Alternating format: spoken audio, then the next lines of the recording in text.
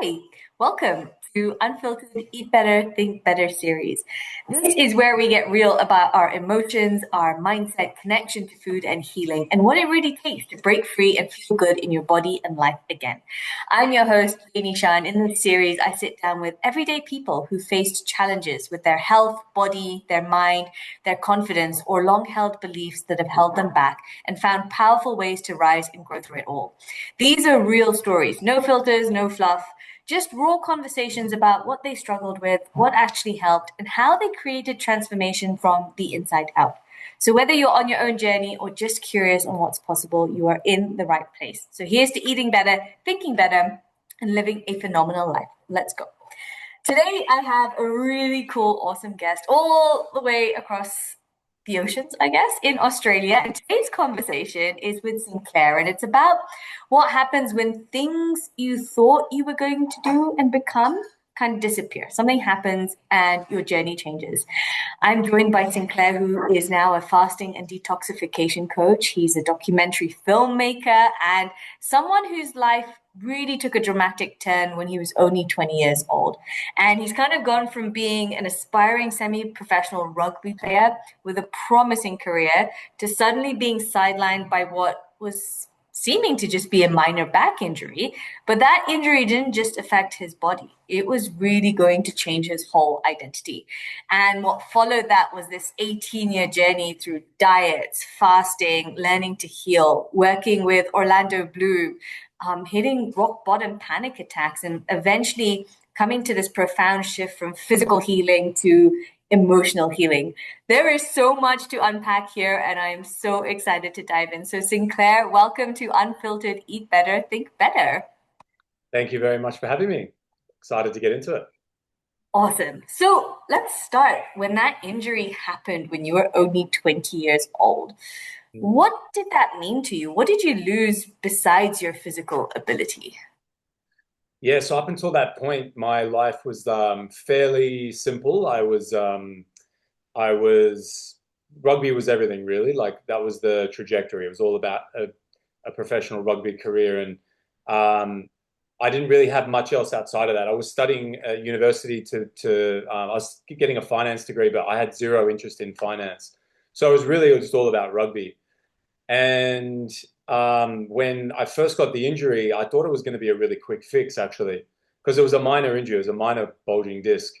And from my understanding, a lot of people have them and they continue to play. In fact, I knew guys that I played with who had similar injury. So I just went down the conventional path of trying to fix it with, basic things. Nothing really seemed to work though. So then I started to broaden my horizons a little bit about, the different tools I would use.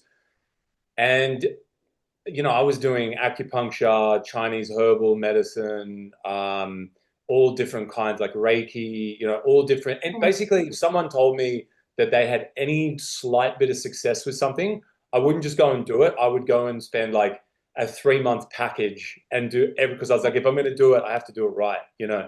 So I was basically spending like all my money, a lot of time, a lot of mental and emotional energy on trying to solve this problem because it was all about getting back into rugby.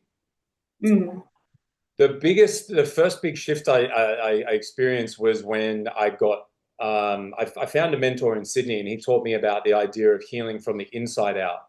And he was like, what you eat is really important, and your internal environment is really important. So I was like, okay, that made a lot of sense to me. So I went down Yeah. a paleo path, which is eating grass-fed meats, basically animal foods of the highest quality, and it I did that for 8 years actually, and honestly, like nothing really shifted. I didn't really get any good results with that. It was 8 years down the track where things really turned for me because that's when I discovered fasting. But there's a few things that happened in between that as well. Like I don't know if you want to get into it, but I gave up my football career. Basically, just kind of dissolved more and more as I got into it, and I sort of started to give up on it as the years went by. And then I ended up landing a job with Orlando Bloom as his personal trainer, which was like a real just kind of right place, right time, you know, Right. kind of Yeah. situation. And then, yeah, and I started traveling around the world with him. And that actually kind of afforded me this opportunity to keep exploring my body a little bit more because that was my job. And I had quite a lot of time to devote to that. And I had a lot of, yeah, just resources that I could like apply to that and learn more and more. So Mhm. we were in Shanghai, China on a job. And I remember sitting on a movie set, bored out of my mind because they're always really boring, these movie sets. Really? And yeah, all you do is sit around and eat, and especially for me, I'm not an actor, so like I'm just Right. sitting around kind of on call. They're pretty boring. So like I'm sitting around in this movie set, and I'm scrolling through my phone, and this man comes along, and he starts talking about colon health and cleaning out your colon. His name's Tyler Tolman, and he ended up becoming and still is a very dear mentor and friend of mine. And I actually live here in Bali now, and I work with him. He was in my documentary, and so we kind of really came full circle in the 10 years I've known him. But he popped up on my feed, and he was talking about colon health, and specifically talking about like detoxification. Hmm. So that was when the world of detoxification kind of opened up to me, and I honestly, it was just I was so ready to hear it. I'd been through so much, tried so many things, nothing was working, and I was like, wow, I never actually considered what was coming out of me. All I really considered was what was going in. And yeah, and I realized that, the way our body heals is actually not by eating, it's actually by not eating. And this happens involuntarily sometimes. We lose our appetite and we fast, and our body Hmm. says it doesn't want food. We also get colds and flus, and our body, involuntarily or voluntarily for the body, it will start expelling waste, and it opens up its channels of elimination, starts clearing all this waste out. Like that is one of the most fundamental ways that the body heals. So that really resonated with me, and I thought, okay, I need to learn more about this. So I ended up going to one of his retreats in Bali, learned about fasting. And then as soon as he started talking about animals in nature, how they intuitively fast when they're sick or injured, and how we've been fasting for as long as we've been recording human history, and it's all throughout biblical texts. And I was like, okay, fasting is obviously legitimate, like it is, and there's a lot of science behind it as well. So I just in that moment, I just thought, okay, I've tried so many things, like I'm going to do this, I'm going to do a fast. Yeah. And I ended up 3 months later doing a 19-day water fast. It was only supposed to And be that was your seven first days. one. That was your Yeah, first try at first fasting. first go at it. Yeah, like I only the longest I'd fasted was about 23 hours, and that was in preparation for this fast. And I had to go to Mexico to renew my work visa for Orlando. And I thought, while I'm there, it was supposed to be 7 days. I thought I'll do a 7 day water fast. So 7 days ended up getting prolonged. The paperwork took a little bit longer. The fast was going really well, so I just kept pushing the fast as well. And I remember by day 10, um, I almost broke the fast. I was in so much discomfort, so much like physical and mental discomfort. I thought I can't do this, and I started to feel a little bit unsure and unsafe. But I thought tomorrow morning I'm going to wake up, I'm going to do an enema, and I'm going to see how I feel. And I did an enema in the morning, and I had probably like half a dozen parasites come out of me, Wow. and they were just floating in the bowl, and I was like, whoa, I'd never seen worms cut out of me, so I was like, holy shit, what the hell is that? And then and then I realized how much better I felt, and I realized that my pain had gone away, and I literally for the first time in like 8 years, I was almost completely pain free. My skin had fully cleared up. I had a really bad case of dermatitis. My skin had fully cleared up. I really like I realized after that 10 days, on that day, in that morning, that for the first time ever, I'd actually started healing. And honestly, even just talking about it now, it's quite emotional because when you've been searching for something for so long, and then Right. all of a sudden you have a realization that something's working, it's like it's quite overwhelming in the best possible way. So that's when fasting became a big part of my life. And I ended up continuing on and doing a 19-day water fast. And by the end of it, I was in no pain. My skin was like the best it had ever been. Mhm. I'd lost quite a bit of weight, and to the untrained eye, I looked pretty malnourished and I looked terrible, to be honest. But compared to what I normally look like, which was quite big and strong and whatever. So yeah, people were a bit worried about me, but I knew what Yeah. I'd done. I knew what I'd done was the right thing, and that I'd helped myself. And of course, I put all the weight back on, and there wasn't any issues with my weight. But Yeah. I broke the fast quite poorly. This was one thing I didn't understand yet, and I broke it quite poorly because I was kind of doing it by myself. I Okay. hadn't really learned that part yet. And I actually developed a bit of an eating disorder after my first one. And I speak very publicly about this Yeah. uh, because I hadn't prepared for that part of the fast. And then when I started eating, you've been fantasizing about food for 20 days. And all of a sudden now, you've just got all these options. You go from absolutely nothing to kind of, well, what can I eat? And let's try that. Let's try that. So you start eating all these different things. And on top of that, like what I've come to learn is that there's an emotional process that you go through as well with fasting. It's so much more than just a physical process. Yeah. So, unbeknownst to me, like my body had been going through a real emotional purging. And looking back on it now, I can see where that was coming up and how that was actually taking place. And then when I broke my fast, I what was happening is I was trying to use food to soothe again, and Mm. but in a way that I'd never done before because I was feeling things so much more than I would ordinarily because I hadn't used food in Right. 20 days. So actually, like I had a full-blown food addiction, um, which lasted for about 6 weeks, 2 months. It got so bad that like I would eat and then I'd have to do an enema straight away just to relieve the pressure, and then Wow. I'd want to eat straight away again. So it was this like relentless hunger, but I wasn't hungry. I was Right. in fact I was in pain. I was so full, but it was this like emotional hunger that was Right. impossible to satisfy. Um, Yeah. How did so you become aware that that was the cycle of what was going on? do you know what? I actually didn't even understand it. It took me years to understand it. Okay.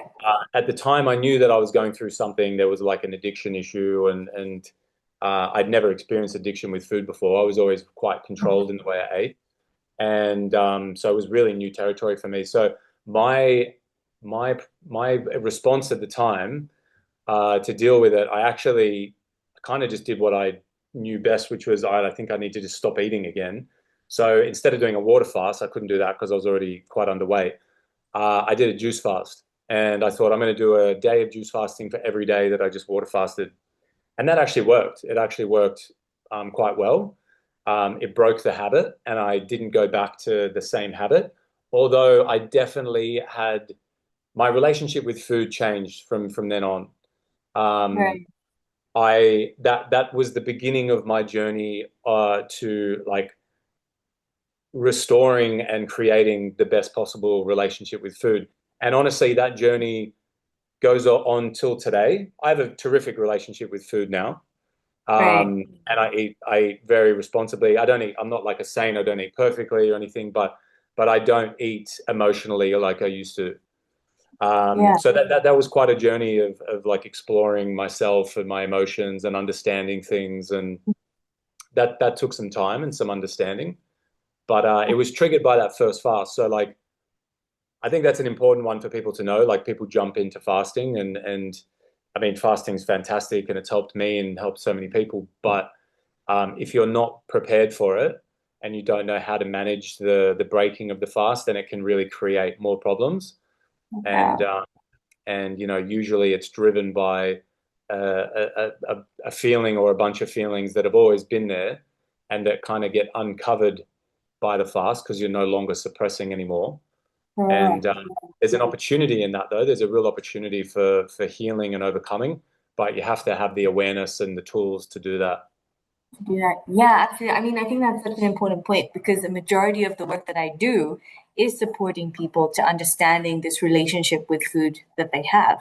Yeah, And it's just incredible how you talk about that fast really sent you through an emotional purge, which you may or may not have known was actually going on the inside. You know, for you is perhaps it was that physical healing. You saw through the enema, wow, there's a lot coming out of me. yeah, And then there's the subtlety of the emotional like whirlwind of things that happen. And Yeah. it's really crazy. I don't think there's enough talk around there about how strong a connection food has to our emotions, to our well-being, and how we use food, how we cope with food, consciously or unconsciously. But Yeah. it is there. And I guess when you fast and the food's no longer there, you just have to deal with the stuff that comes up. Yeah. Yeah. Well, so as a man, and the other men could relate to this, when I started fasting, started losing a lot of weight, and I started losing my muscle. And by the end of the fast, you wouldn't recognize me. I went from being quite big and strong to being, I just looked very lean and muscular, but I looked like I hadn't eaten in a while. I looked like I needed to eat. So, like, from an identity perspective, there was such a big shift in how I felt about myself. Like, I always identified as the strong, personal trainer, even like celebrity trainer. People expected me to look a certain way. And I held myself to quite a high standard as well. So that was how I identified for so many years. Mm. And that was where I got a lot of my self-esteem. And then all of a sudden I started fasting, and like I kind of lost that. I lost that part of myself. So I really had to go through this like bit of an identity crisis where I was like, shit, if Right. I'm not my physical body and I'm not this strong guy, like who am I? Then Yeah. that was a really weird place to be because I didn't know the answer to that. I didn't know who I was yet, Yeah. and I had to learn that. That's probably been one of my biggest learnings over the years, which has helped me overcome so many of the challenges I've faced, particularly the food addiction. I think the food addiction was really brought about by just some underlying feelings I had of insecurities, and even like there was some shame buried there somewhere, and Yeah. strong feelings that were enough for me. Like as soon as I would feel uncomfortable, I would reach for food. Good. And Right. honestly, I did that for about 5 or 6 years. Like I really used food to soothe myself for a long time. And it wasn't until I really started to find myself again and find um, confidence in myself and self-belief, and just change the way I felt, basically, like change the Yeah. feeling. So as the feelings started to change, I just noticed like I didn't need food as much in general. Like I wasn't Mm. as attracted to food, and then the foods I was attracted to, and even today, are still attracted to are very different. Like I eat a very high fruit diet. Like I live in Bali, by the way, and I'm drinking coconut water. Like Yeah. back then, I could never have done this. The way I Okay. felt, I just would not have been attracted to that food. Yeah. And now, like, it just, I feel different about myself. So I'm more attracted to foods that are a bit higher in their sort of energy and vibration. Yeah, absolutely. At what Mm. point did healing now become your identity?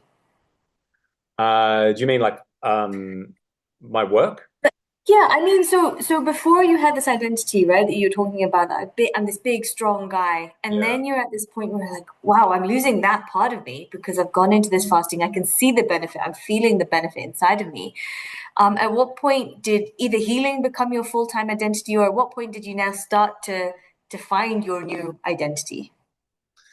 Yeah, so that's a good question because like I went through a little bit of a phase where I was quite obsessed with my healing. Healing was like, it was kind of my world, it was my life. And anyone who's ever been through like a real struggle, or they've had, a serious ailment, they can probably understand. You get a little obsessive about things. And then you also learn a lot because you become very like inquisitive, you investigate everything. You want to know like how do I fix this problem? So the more I learned, the more I started to kind of get a little obsessive, and I wanted to eat perfectly, and I didn't want to eat anything that I thought was going to be bad for my body. And there was a period I was living in an apartment by myself in Sydney. It was like 6 years ago, and there was a time where like if you open my fridge, all that you would see in there is grapes, Oh, wow. nothing else. Except Okay. this is going to sound crazy, grapes and jars of urine. What? So, okay, I wasn't drinking my urine, I swear. I never went, I haven't still gone, I'm still yet to do that. I don't know if I ever will. But I was doing a lot of dry fasting actually. So I was testing my urine to see what my kidneys were eliminating and how well they were eliminating. And I was just being like a bit mad scientist about it all. And it was very interesting everything I was doing, but I didn't realize that over that period of time, it was probably like a good 2 years, I had slowly just become this person that like said no to everything, barely left his house, was Mm, obsessed about what he ate, like was so obsessed about healing that I actually forgot to live. And it wasn't until that hit me that I was like, oh my God, all of this, everything I've been doing it's been actually hindering my healing. Like I've been mm, so obsessed with my healing that I'd actually stopped my body from healing because mm. I'm stuck in survival mode. I'm stuck in fear. And that was Yeah, one of the biggest turning points in my life because that allowed me to just like let go of the control and everything I was doing and realize that shit, like even if it is the right thing, I'm not going about it the right way and it's not working. So I might as well figure something else out. yeah, And that allowed me to be way less controlling with everything and not be so controlling on what I was eating and not be so like controlling with fasting and everything and realize that there's a whole other area of um, life and healing that I wasn't really paying any attention to, and that was like, how do I feel? Like, yeah. am I happy? Am I like, do I love myself? Do I love my life? And the answer was Mm. absolutely not. Like, I didn't love the way I was living. I didn't love myself. I thought I did, but I really Yeah. was like so unaccepting of who I was. I was full of so much shame by that point because I was a health coach during a lot of that, by the way. Oh, okay. So what was that transition? So from being the personal trainer Mm, to Orlando Bloom and then coming into health coaching, did that happen yeah. alongside you doing all these experiments and being obsessed in healing yourself? Yeah, pretty much. So I was working for Orlando from age 23 to 30, and my first fast was at 28. And then I did my 19-day water fast, had a really great result, didn't break it great, decided, okay, all my pain came back and my issues came back, and I thought, okay, I'm going to do this again. Okay. So I ended up doing another one with my brother, and that's the one we made a documentary about. Okay. So for people watching, you can find my documentary on YouTube or on Amazon Prime or on iTunes um, or Apple TV. And The link as well in the show notes. yeah, cool, cool. And then so like that kind of that second fast, I didn't really get the result like I did the first one.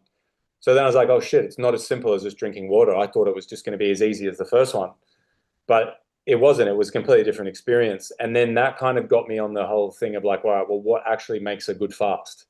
Like, why do some people heal, or why did I heal the first one and I didn't heal the second one? And then that opened a whole can of worms about, where you fast, what kind of environment you're in, how much water you drink, um, how you feel during it, your emotional state, all of that weighs in so much. And then I kind of just after that fast, I was like, all right, it was good, but I want to do another one. And then I got a little, this is where I started to get a little obsessive because I was like, I'm going to do a longer one. I'm going to do a 40-day water fast. And I was obsessed about it, like for 6 months, planning it, planning it, planning it. And then I ended up doing it in Bali in a jungle and like in a hut with no walls. And I stayed there in this hut for 40 days doing water. Then I stayed for another 20 days eating grapes. Like it was a good fast, but again, like learned so much. I overdid it a bit. I kind of went too long with it. Right. Um, this is where I started to kind of realize, okay, I'm maybe I'm going too far with things. But anyway, I Mm. didn't. I still wanted to do another fast, so I did another one 2 years later, and this is where the story gets kind of messy. So like, I ended up going to a place in Costa Rica called Tanglewood. Anyone who's watching this who knows a lot about fasting would have heard about Tanglewood. It's a really popular place. It's no longer open. It's closed down. But I went there because I knew I was going to be supervised and I knew it was a great environment and the owner's very experienced. So I went there, did a 20-day water fast. And actually had the worst fasting experience of all my fasts, weirdly. Yeah. Um, and the reason is because I was really struggling emotionally.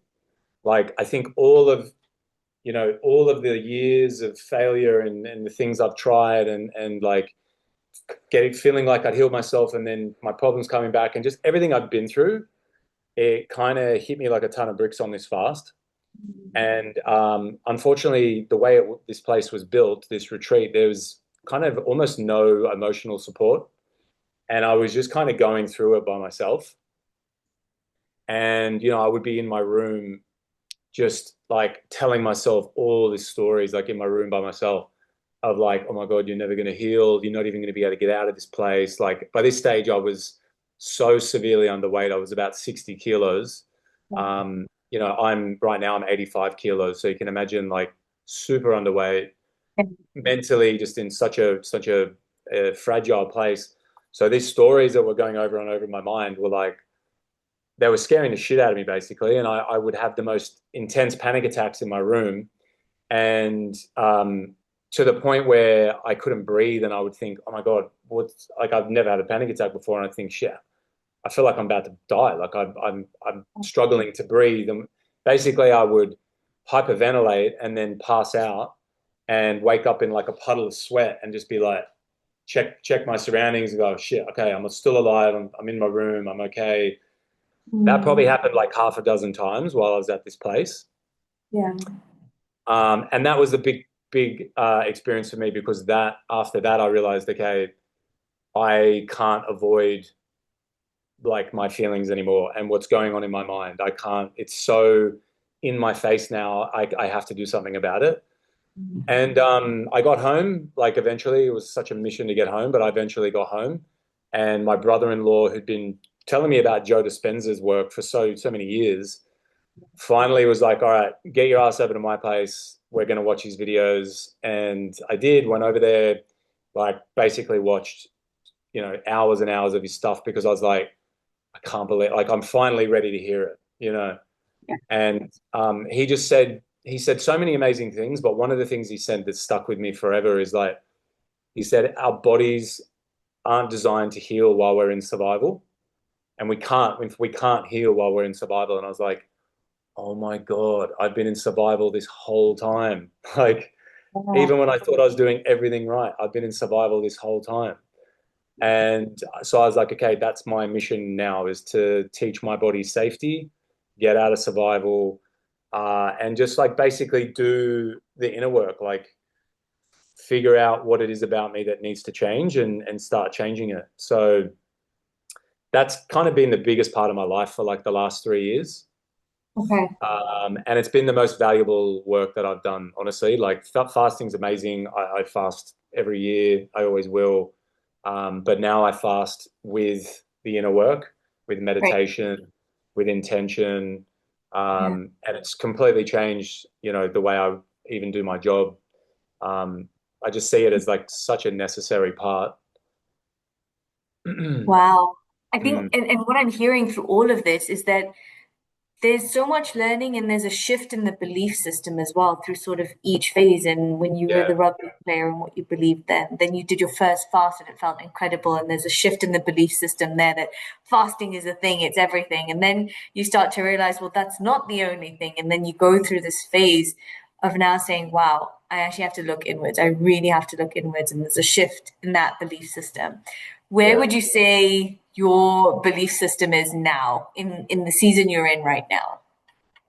Yeah, I would say the most important thing to me is um, how I feel Mm. and paying a lot of attention to like my inner state and my emotions and my thoughts because I realized that it was my thoughts and my beliefs and my emotions that actually steered me in that kind of in the path that I was going in and all the fear that I was holding on to and the shame and all the things that had slowly developed inside of me that was the stuff that was really actually making it harder for me not just to heal but for me just to even live my life because I just the person I'd become was so shut off to the world And that didn't happen overnight. That happened slowly. And had I known these things and had I known kind of the tools and had the understanding that I have now, I would have had the awareness to know what was going on and stop it in its tracks. But it just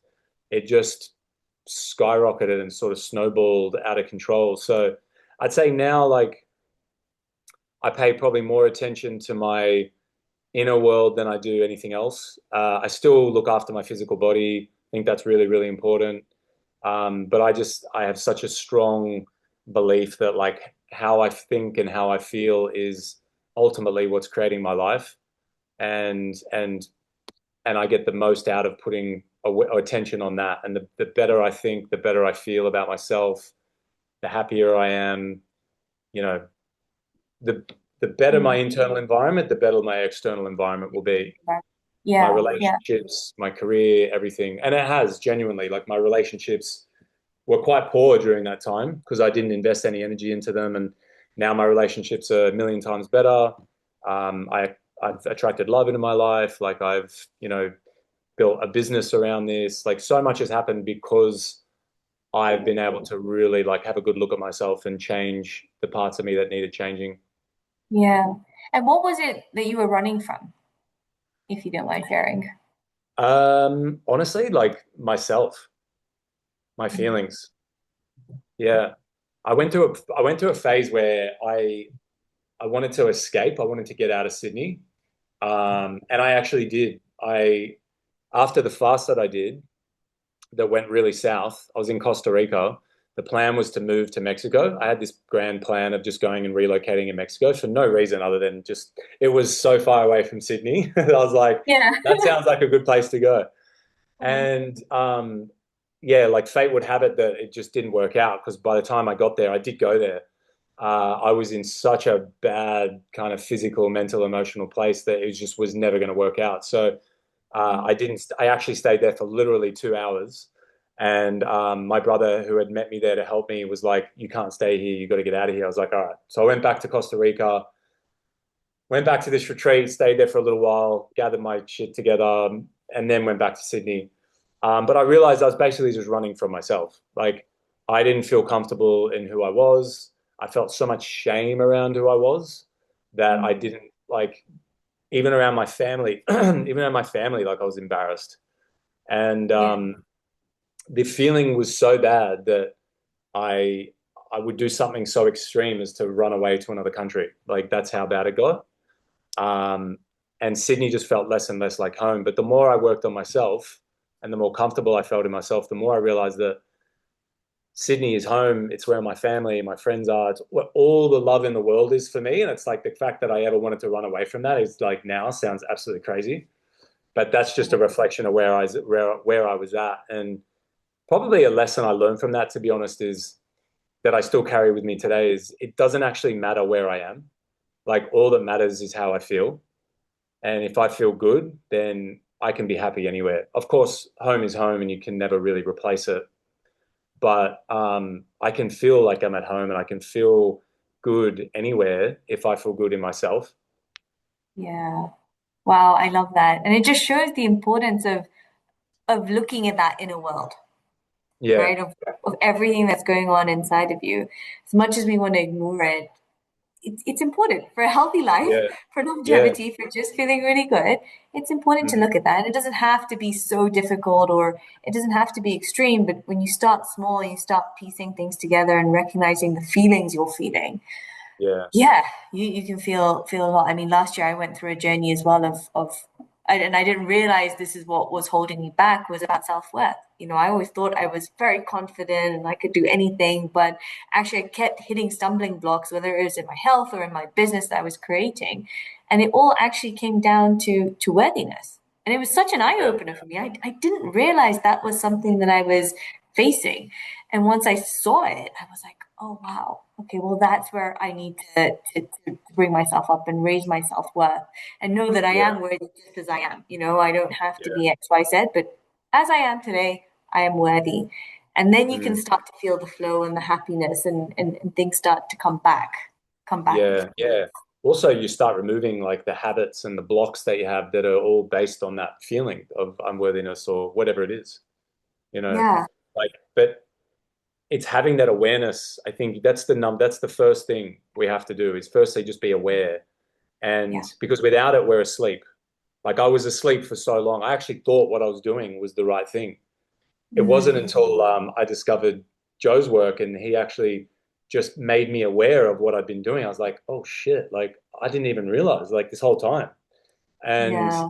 and that awareness was the first piece. Then it was like, all right, now I need to learn how to change. Like I got to learn the tools and figure out, all right, what needs to change.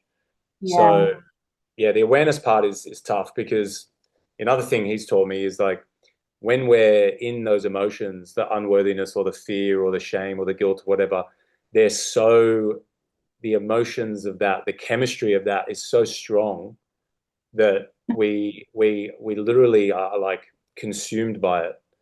And like our whole personality gets molded around it and our life starts to get molded around it and it becomes so much more of who we are than who we actually are. Like, Yeah. because the real us, the real me, I'll speak on my own behalf, like I know the real me is like fun and loving and connected and I knew that was the real me, Mm. but then it's like, well, who's this other version of me? Where did he come from? Like, where's the fear come from? Where's all the shame? Like, why is that so like overpowering to everything else?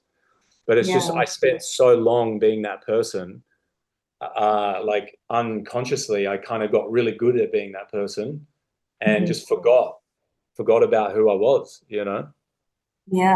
Yeah. And the beauty is that you can come back to Oh who you yeah, really, you know. yeah, yeah, And so now you, as today, your back pain, all that injury, it's gone. You don't face the pain anymore. You're in great physical yeah. health. Do you finally feel safe in your body? Oh, like totally. Like I'm a completely different person to who I was. Yeah. Still learning all the time, and obviously I'm human. I face, I have emotions. I still get, Yeah. I still have things I'm overcoming and working through. But like I just have I went from being at a point where I felt like I had tried everything and I'd lost all hope, and I was like, well, what else is there? Now I just have this like unshakable faith and belief that like no matter what goes on in my life, I can always find my way back to who I am, to love, to trust, to believe, to faith. Like um, that's like one of the biggest gifts that Joe's work gave me. Because without that, like it's a pretty scary place when you don't have that, when you don't have any belief or faith in yourself and in your life. Like that's a scary place. That's a dark hole. You just go further and further into it. So yeah, yeah. I love that. I love that. And you recently just finished a 20-day fast as well, isn't it? And you guys, whoever's watching or listening, can follow Sinclair's journeys when he does these fasts. And I saw recently you were doing your personal best on deadlifts or pull-ups or something Yeah. after doing a 20-day water fast. Just tell us a little bit about that. So I did a 14-day coconut water fast, Okay. and because I'm here in Bali, it's very accessible, and I thought I wanted to keep working. So like coconut water fast, much gentler than a water fast, but still really good cleanse. And yeah, like I still lost a decent amount of weight. Like I still lost about 5 kilos, but I didn't lose anywhere near the amount of muscle, which was really interesting. And I was scanning my body every day and tracking it. And then yeah, just 2 days ago, I did a personal best on deadlifts. So like I did 130 kilos for 5, which honestly is not that impressive, but for me it was pretty good. Yeah. But the cool part about it is I when I was 19 or 20 and I injured my back, I was only doing 60 kilos. So I was doing like a warm-up weight and my back just went. So yeah, like I'm at the point now where I can deadlift pain free. I can do a lot more than I could do back then. And yeah, I genuinely have fasting to thank for that.